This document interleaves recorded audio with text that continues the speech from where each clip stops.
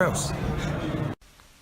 At the beginning of the tournament, a lot of people were picking Belgium to win the World Cup, and for those doubters, you could probably see why now, right?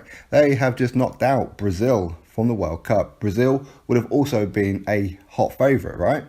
Now, Belgium done to Brazil what Brazil usually do to past teams, and we've seen it with Brazil so many times.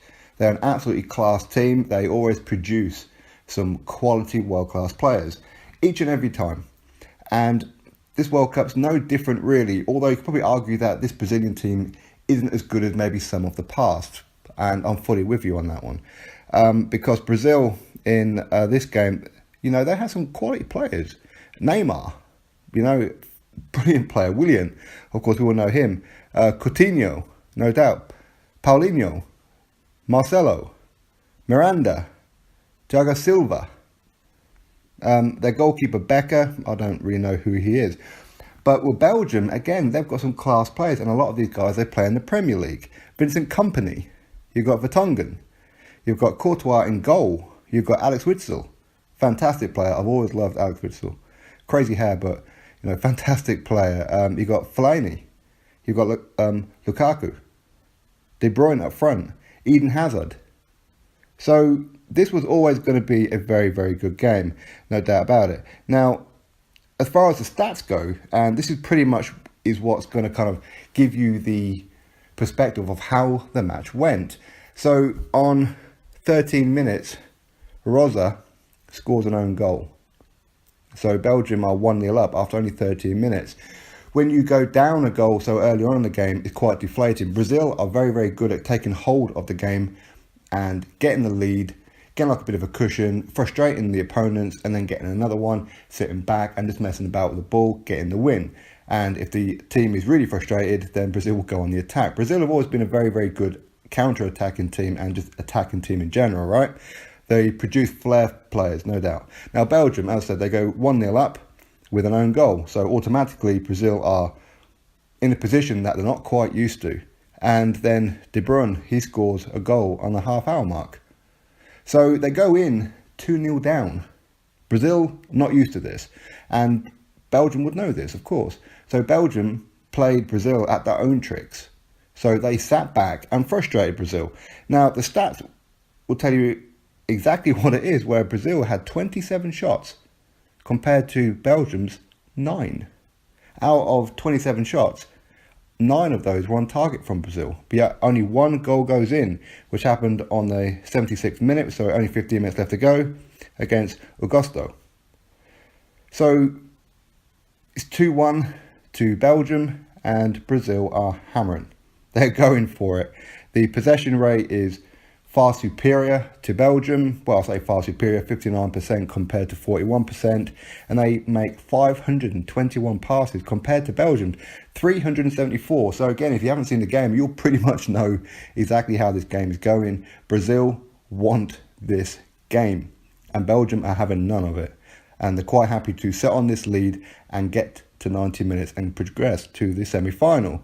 Pass accuracy, pretty much the same, 88% compared to 80% in Brazil's favour. 14 fouls by Brazil, 16 by Belgium. So quite a few fouls. Belgium, they have a little bit of a history. They're not afraid to, stick the boot in.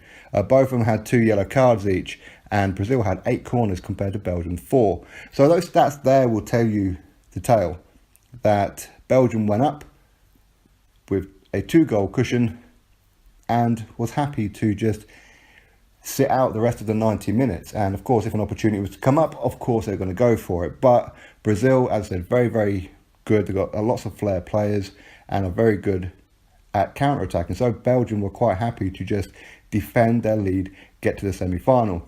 Speaking of semi-final, very, very tasty one now. You've got France versus Belgium. For those who know geography, and if you're over here in Europe, of course, you'll know Belgium and France are right next door to each other. Most Belgians can speak French. Obviously, they've got their own language of Flemish. But with France, you'll be hard pushed to find a French person who can speak Flemish. But it's a very, very local, tasty derby. That's for sure. I mean, that's probably the only way you can put it. If you can really call countries having a derby like England-Scotland, England-Wales, Wales-Scotland, Northern Ireland, Republic of Ireland, etc.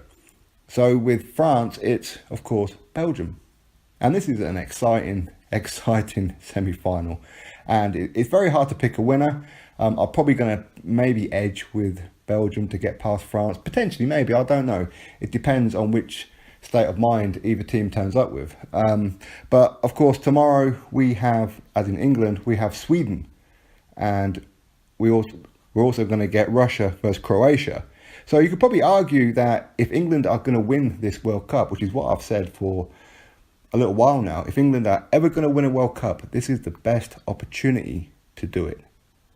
If you can get past Sweden, why would you fear Croatia and Russia? Don't get me wrong, they're quality teams. In fact, they'll probably be favourites to beat England, right? Maybe even Sweden are favourites. But it's not like we're facing Germany, Argentina, Brazil, Portugal, Spain. All these teams are out. So if there's ever going to be a time for England to win a World Cup, this is the time, lads. So tomorrow against Sweden, you play that game like it's your last game on earth. You do everything you can to win. Don't do anything stupid. And then take on the winner of Russia and Croatia. And then who knows? Maybe, just maybe, win the World Cup by beating the winners of France and Belgium.